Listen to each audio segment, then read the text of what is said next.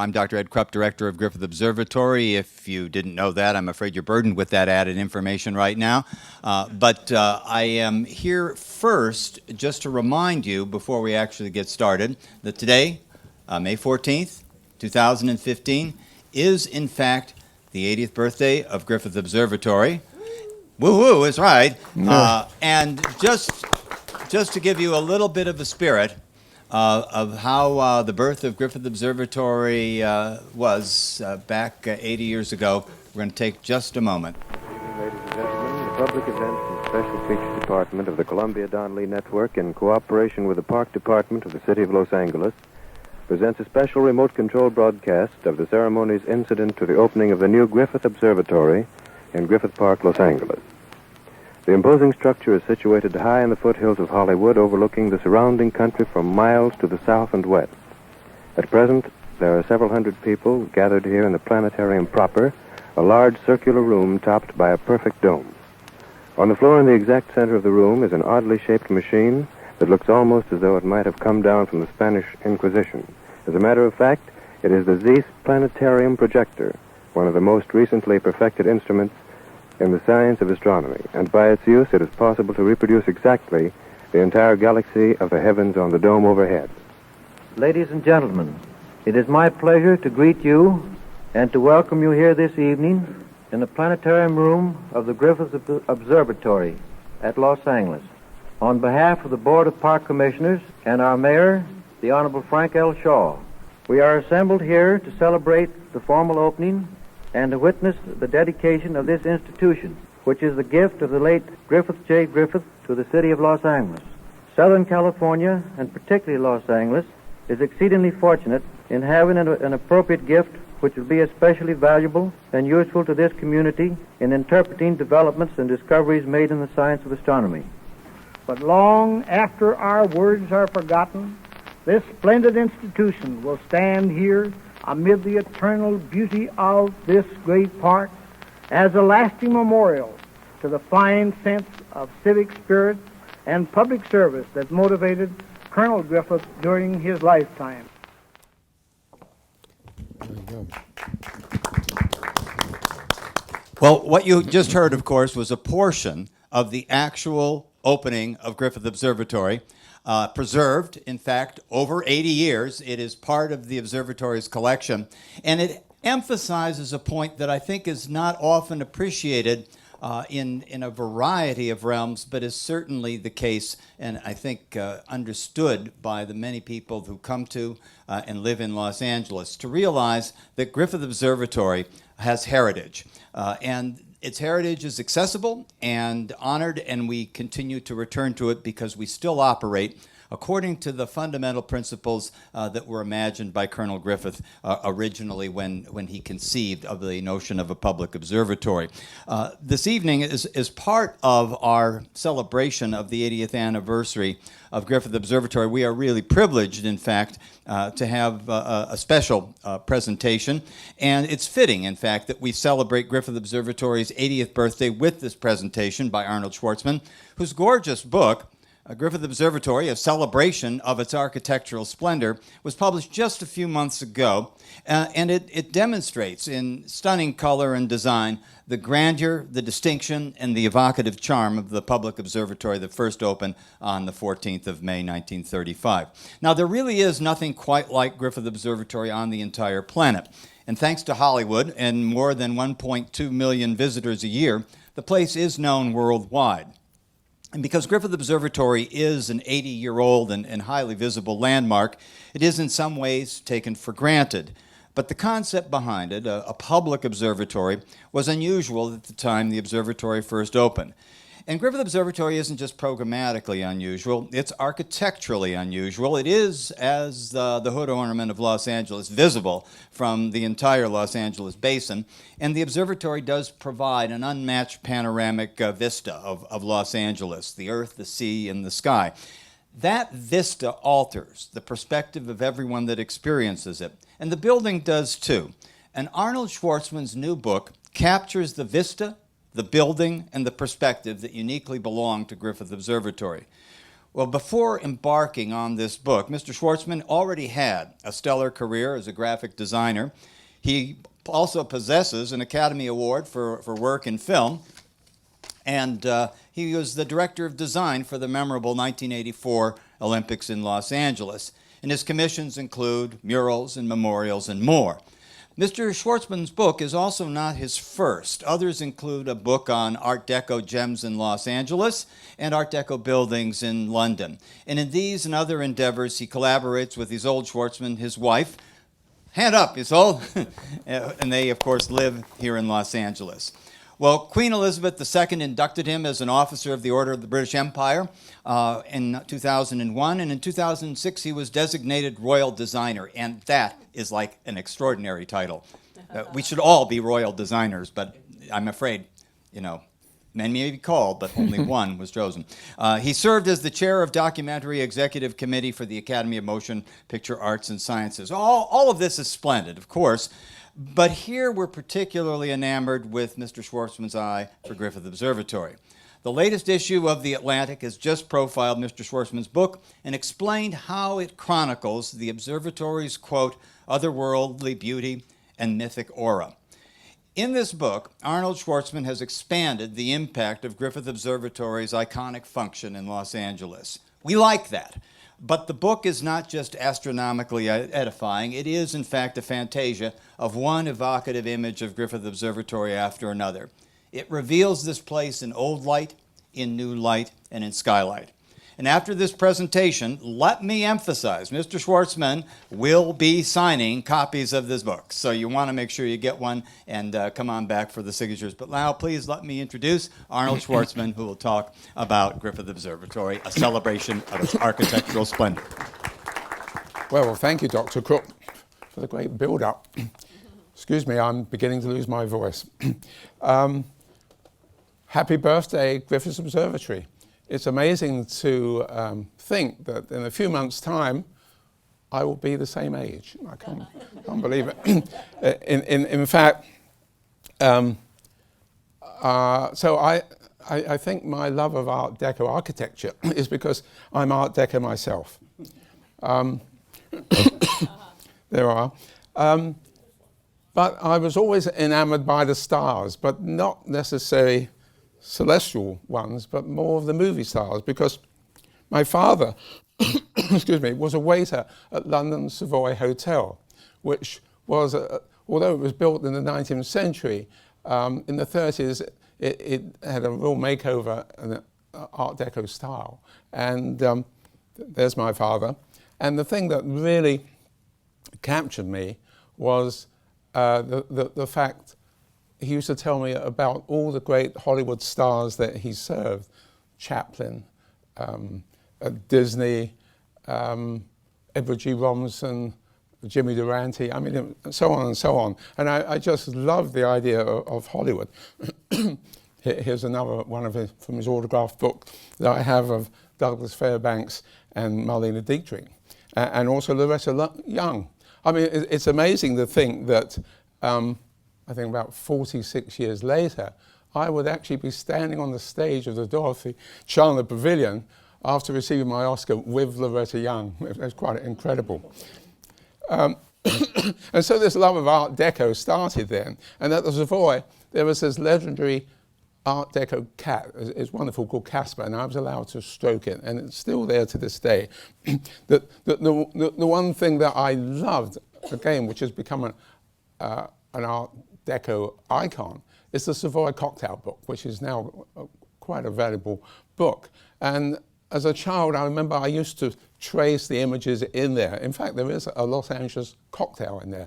And of course, the Savoy Cocktail Book, which is quite interesting, the man that brought the cocktails to London, why he came to London was because there was prohibition in the United States. And it became the Savoy Cocktail Lounge, and the book became quite famous. Now, as a child, my father would ply me with cigarette cards.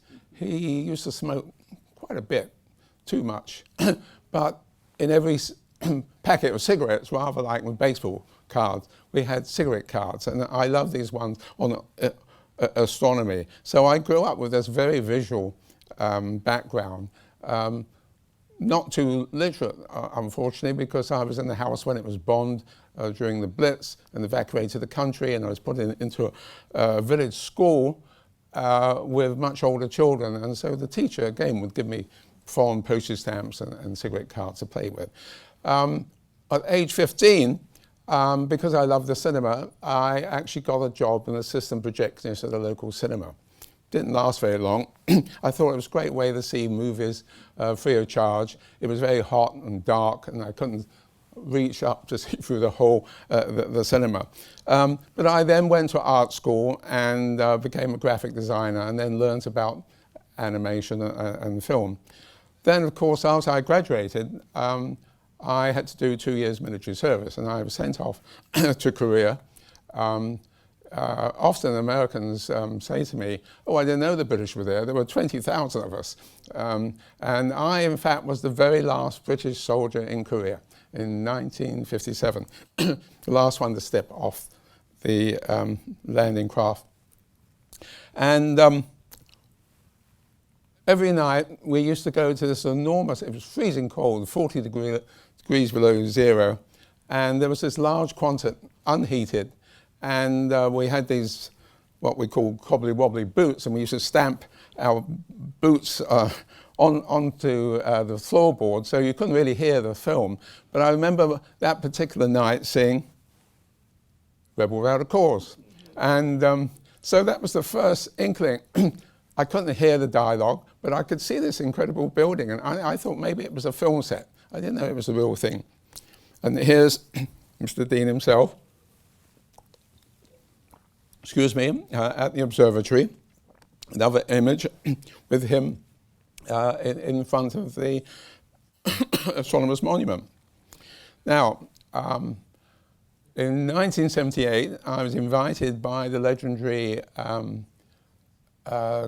designer and filmmaker Saul Bass to be his design director here in Los Angeles. And one of my first assignments was to design a poster for the Girl Scouts of America. And so I got some girls from the local scout troop and took them up to Griffith Park. And that was the first time I could see up the hill the observatory. But it wasn't until some time later that I actually had the pleasure of visiting it. And so here we are.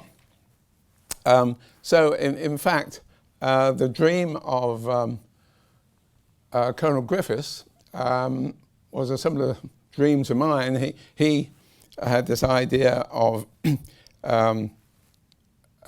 building an observatory, and I had this idea of seeing the stars, and in some way I managed to see stars of a different sort. So I'll go through quite quickly some of my photographs. Here's one that you probably recognize, taken from the roof as the sun's going down.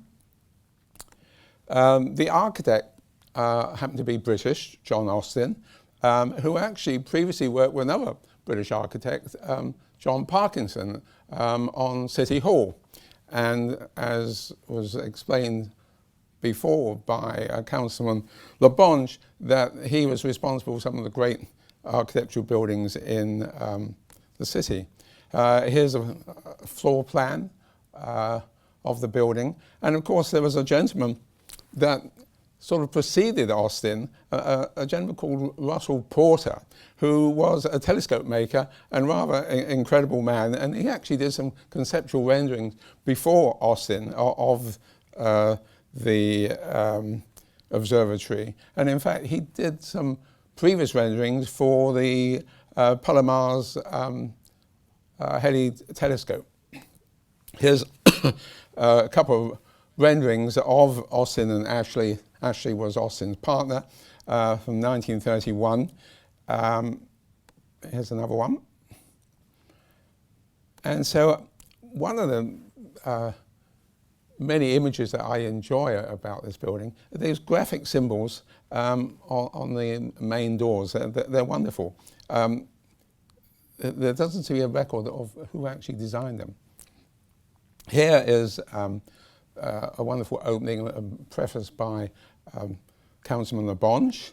and then followed by a wonderful foreword by Dr. Crook. And I actually took this photograph on one of my telephoto lens from Barnsdale Park, just as the sun was going down. For my previous book on London Art Deco, Los Angeles, excuse me, Art Deco, I remembered photographing the Terrazzo medallions on Clifton's Brookdale cafeteria on Broadway, which also was 1936, the year I was born. And I just love the image of the observatory, and also because in my introduction I talk about the movies, there was an appropriate another terrazzo showing a cameraman with a movie camera, and of course City Hall is also one of those images. There is Colonel Griffiths. I don't believe he really was a real military colonel, but anyway, he was a rather impressive looking gentleman, and as you heard, he gave, I believe it was called a Christmas present to the city to build an observatory and the theatre. And here's an early, I think 1934, of the construction of one of the telescopes. The Planetarium Dome taking shape. This is from the south looking north. Here's another one. And there was a great comment by Colonel Griffiths. He said, if all mankind can look through that telescope, it would change the world. Well, hopefully, in some ways, it did. There's an aerial view. I noticed on a previous visit, there was somebody with a drone actually taking photographs up there, and I think they should cease doing it because it looks quite dangerous. It was coming very close to the observatory. There's an early construction photograph of the facade, and there's one of mine. And here's another aerial. There it is, one of mine. And there's one from the south looking north. I love that down there. In fact, the day I took that picture, 2 coyotes came running by. And as you probably know, in 2002, the observatory closed its doors for several years for, I think it was $93 million renovation, which I think was well worth it when you look at the actual, apart from the exterior, the interior, the guts of it, which my book doesn't cover all those wonderful exhibits in there. I think that it deserves yet another book. And I understand that each year something like 25,000 school children come through here, and they just love it.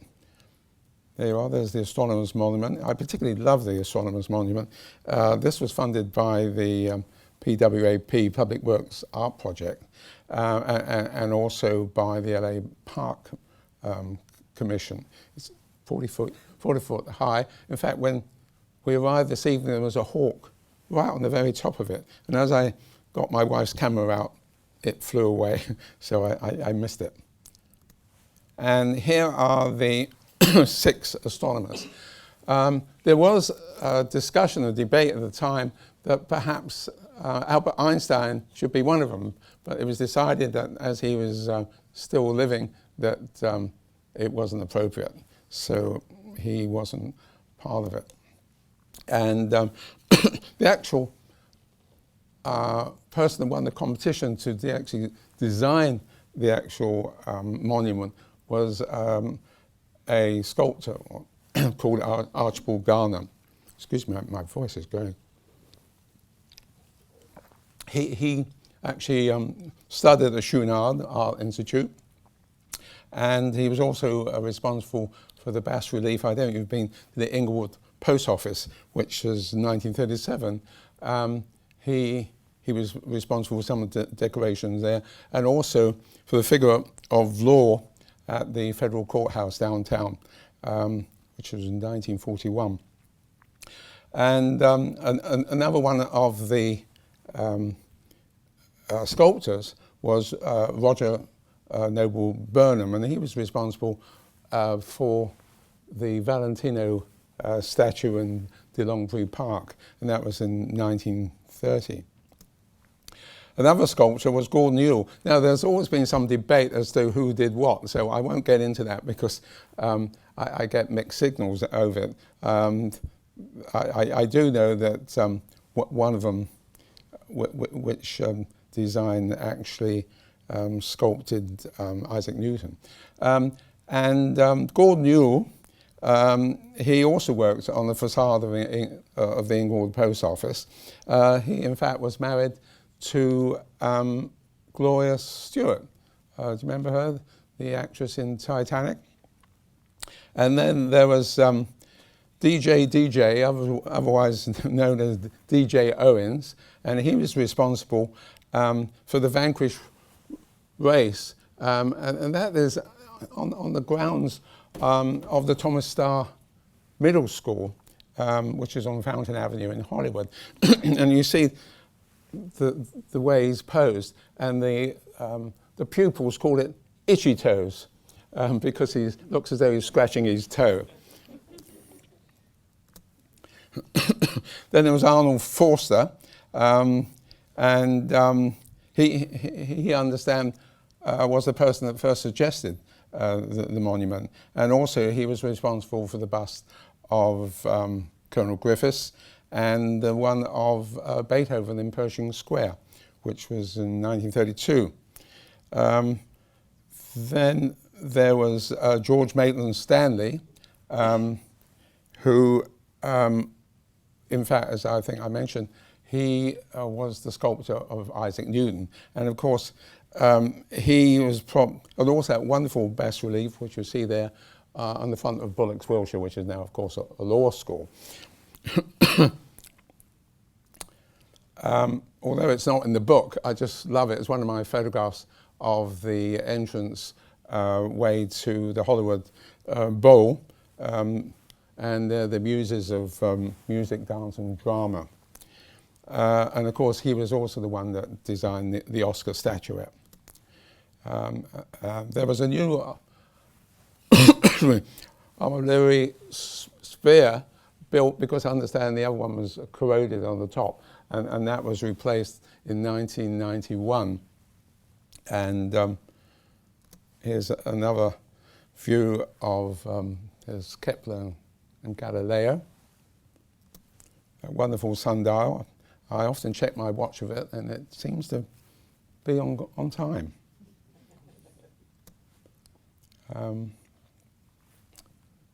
The facade again, I just love those gates. I'm so fond of them. All those symbols, and it's beautiful. And on either side of the entrance, there are these two bas-reliefs, and one represents Alpha and the other one Omega. And it's believed they were created by Joseph Conrad. I don't think it's Joseph Conrad, the famous writer, but the sculptor. Could be one and the same, I don't know. Here, looking through the gates at night to Hugo Ballin's ceiling in the central rotunda. And here's an archival picture of the forecourt pendulum, and also looking towards the south gallery and doors of the Samuel Ocean Planetarium.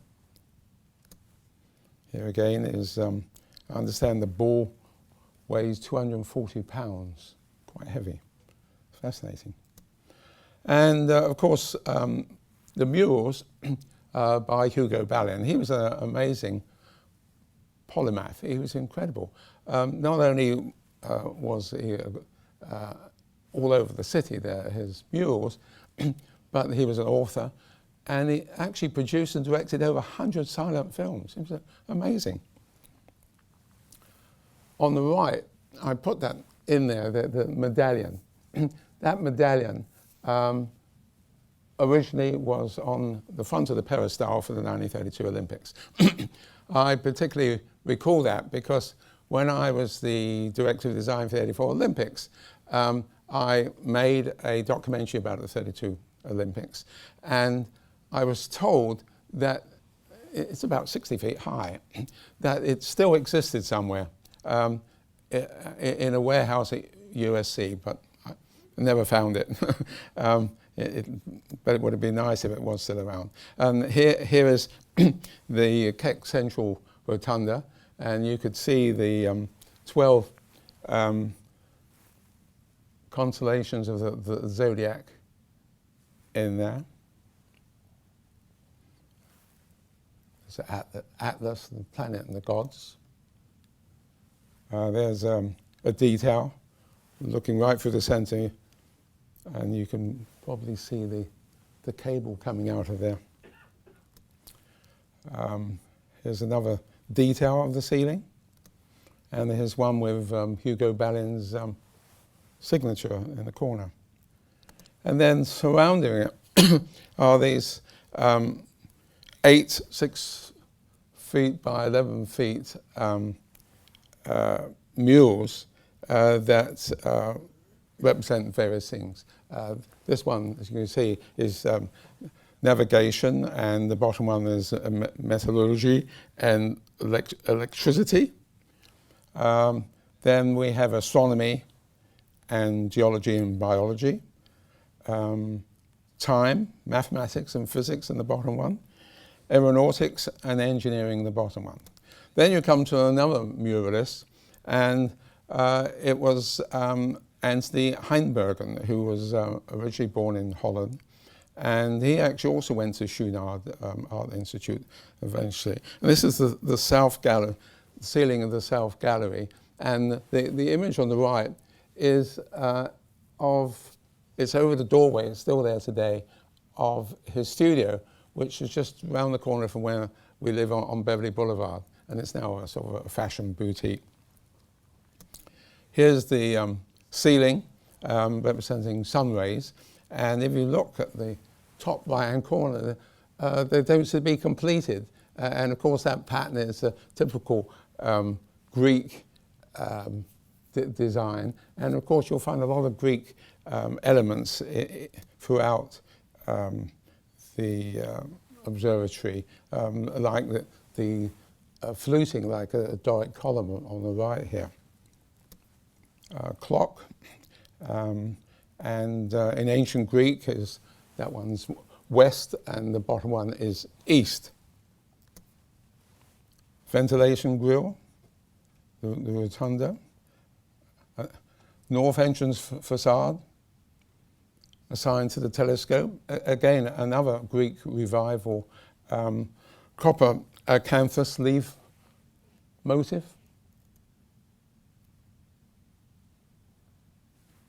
And the weather looks a little bit like today. Very rare, very rare. I mean, the amount of times my wife and I have come up here, it's very rare to see a day like that. And here you see the solar telescope dome.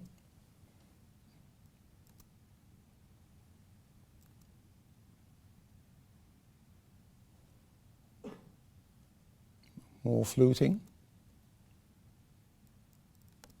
And here again, weather like today. There you go.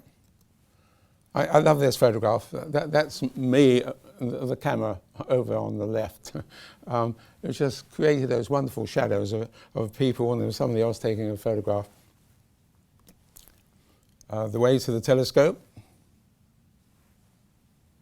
the 12-inch size refractor telescope. Beautiful sky. I just love it when there's a wonderful sky. And there on the left is I think it was the first director, I may be wrong, Dinsmore Alter, demonstrating the Mark II planetarium projector. And he's showing it to these ladies which are known as the welcomettes. There, I see another beautiful sky. Just love it. You know, sometimes you just get the right light. Another beautiful, looking through the archway towards the Hollywood sign, the monument as the sun goes down, beautiful colours, more sunset. View from Mount Hollywood Trail, some nice clouds. At dusk, and the waxing moon, if you could just see up in the top right-hand corner. love the sunset. So you get such incredible sunsets up here.